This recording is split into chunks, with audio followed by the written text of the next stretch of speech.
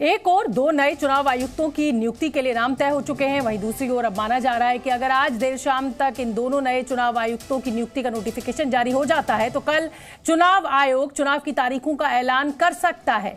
Chief election commissioner Rajiv Kumar तो वहीं के वहीं बने हुए हैं। अब जो दो नए इलेक्शन कमिश्नर नियुक्त किए गए हैं, अगर नोटिफिकेशन आज शाम तक सरकार के द्वारा कर दिया जाता है तो फिर ये जो चुनाव के तारीखों का इंतजार देश में चल रहा है वो खत्म हो सकता है और कल चुनाव की तारीखों का ऐलान भी हो सकता है।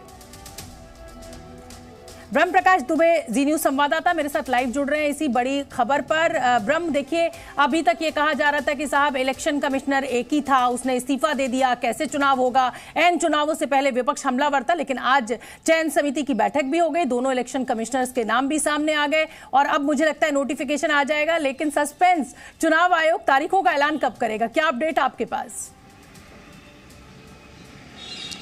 बिल्कुल शोभना, माना जा रहा है कि आज शाम तक नोटिफिकेशन हो जाएगा और दोनों जो है इलेक्शन कमीशन में दोनों नए जो चुनाव आयुक्त हैं उनकी नियुक्ति हो जाएगी और कल दोनों ज्वाइन करेंगे।